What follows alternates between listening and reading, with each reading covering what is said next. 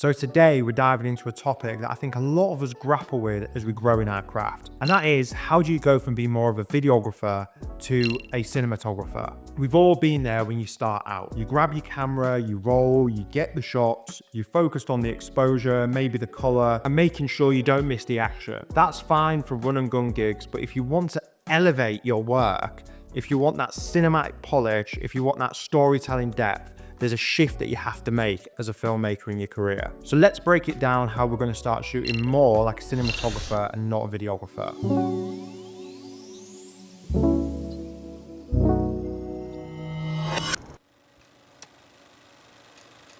When I first started out, I was all about getting coverage. Get your wides, get your mediums, get your close-ups. It was more about making sure that we had enough footage captured to piece something together that was workable at the end. This is great for run and gun gigs like a event, but when you want to shift to be more of a cinematographer, the mindset is slightly different. It's about telling a story with every single frame. It's not just about capturing what's happening. It's about deciding how it should feel. You should start by asking questions like, what's the emotional core of the scene? Who is the focus? How should the audience feel? Once you have those questions answered, they then inform the choices that you're going to make about your cinematography, how you're going to light something, what your composition is going to be, are you going to add any movement, how are you going to build tension. Every single thing that you do has to complement a story. It has to help move the audience towards some sort of end. Now, when you're a videographer, you're trying to capture the coverage and then hopefully curate that in post. But as a cinematographer, it's much more about taking a step back, planning that ahead of time, and thinking about the shots and how they're going to make the audience feel before you even hit record. It's not about just figuring out the location, the gear, your timings. It's more about within that time frame and those producer constraints, what shots do we need to get in order to move the story along and build a impactful, emotionally resonant narrative. You'll need to level up what tools you have, not just physically, but also mentally. Physically, things like diffusion filters, a good set of prime lenses, maybe a matte box, better lighting instruments. All these little things add 1% and help elevate the look of your production. And as a cinematographer, you need to be really thoughtful about ensuring that the look that you're producing is the correct look, it's an impactful look, and it's going to work for whatever the project is. Even just a trusty bounce board can really elevate the look, and having those extra tools physically in your toolkit is going to help you achieve more. Right now, I'm doing something simple in a bounce light to elevate the production value of this particular talking head. I've got this light in the background which is motivating the direction of the light, which is coming from this direction. These are things that you really need to think about and can elevate your production. But the more important toolkit is the one in there, in your head. Start studying films, photography, paintings. Look at how great cinematographers use light and shadow and composition. Absorb as much visual language as you can. Gear will help you execute on the vision that you have, but the vision is what truly sets you apart. And you're only going to curate that vision by going out, watching things, absorbing things, and really doing that actively, not just looking and saying, okay, I like the look of that. Thinking, why do I like the look of that? How is that making me feel? And how can I adopt something? And that could be from a photograph or a portrait painting or a piece of film that you like. Just looking at the artwork that you see in the world and cutting a level deeper to go, why does it make me feel like this? What is the impact of it? And you'll start to build your own kind of fingerprint and look and feel and aesthetic to the work that you do. And that's really important, is having that style and your own style and substance in this world. This is huge, and I've alluded to it slightly in the earlier points. But before you even set up your camera, think about what the scene is trying to convey. Are you trying to show tension between two characters? Are you trying to highlight a moment of realization? Are you trying to create a sense of isolation? Cinematographers think in terms of storytelling. Sometimes you might choose a close-up to show the characters details of their face, their emotional struggle, their internal struggles.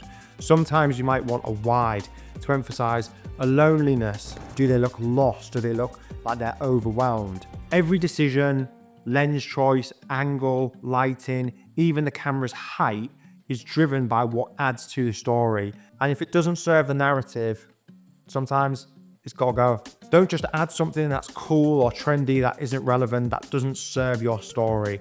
I used to do this in the early days of when I used to shoot content. I used to see the latest trend, I used to see what looked cool and think, right, okay, let's jump on that and try and integrate that into a client production which had no relevancy being there. To elevate your skills as a filmmaker and a cinematographer, it's about elevating the choices that you make when you're producing those shots.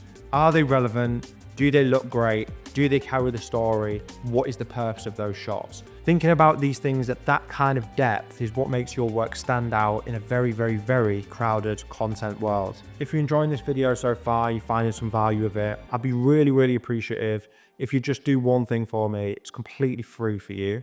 If you would just take your head, get it ready, and just drop a little headbutt on that subscribe button, that'd really mean a lot to me. It'll help this channel grow. It'll help us keep doing what we're doing on the channel here. I'm here to try and help the filmmakers of the future and the now become better. And yeah, it takes time, it takes energy and effort to make these videos. So if you would repay me with something completely free with that subscribe, I'd be super grateful.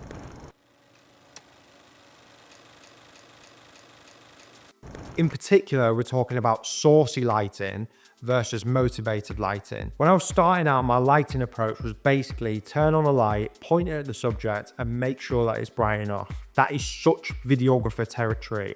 A cinematographer thinks about where the light would logically come from in a scene. This is what's called motivated lighting. Ask yourself, is there a window, is there a lamp, or is there a glow from a phone screen or a TV that could guide where the audience perceives the light to be coming from? Instead of just adding light, subtract it, shape it, use flags, diffusers, negative fill to sculpt the scene. The goal is to create a natural, believable look that feels like it's coming from the environment, not from your gear bag. Saucy lighting looks like it's coming from a light source, a big light. Natural motivated lighting looks like it would be believable in a scene, taking what reality looks like and they're augmenting light around it to enhance it so it looks better on camera. From a purely visual perspective, this is something that's really going to elevate your cinematography.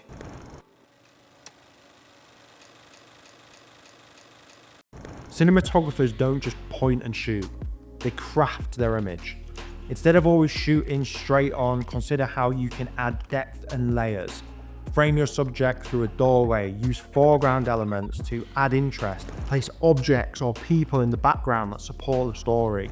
Layering creates visual depth. It makes the scene feel more lived in and cinematic. Think about the Z-axis, what's happening in front, in the middle, and in the back of a frame.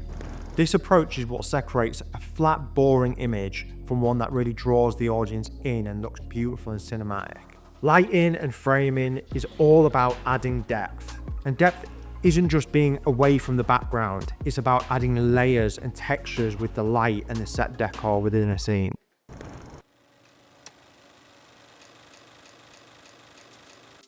Look, in a video production, movement is great, but only when it serves a purpose. As a videographer, I'd sometimes move the camera just because it would look cool. But as a cinematographer, you ask yourself, why am I moving the camera? Is it revealing more important information? Is it following a character's journey? Is it building some tension in the scene? Sometimes the most cinematic choice is to actually just hold the camera still, letting the action unfold naturally. Other times, a sort of push in can really make an audience feel closer to the character's emotions or build some anticipation. It's not about constant movement, it's about the right movement at the right time. So to wrap things up then, shifting from shooting like a videographer to shooting like a cinematographer is all about mindset.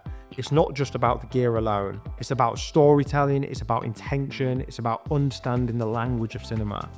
Think about your lighting, your composition, your movement, and most importantly, what is your narrative's purpose? Keep studying, keep experimenting, and with time you'll find that your footage begins to feel more like cinema and less like just footage. I'd love to hear your guys' thoughts. Maybe you've made this transition or you're starting to think about it, drop a comment and let's have a chat below about it. As always, I've got one ask of you. It costs nothing, but it helps the channel grow and it's free for you to do. So if you wouldn't mind, get that head, whoosh, drop a headbutt on the subscribe button, and I'll see you in the next video. Peace.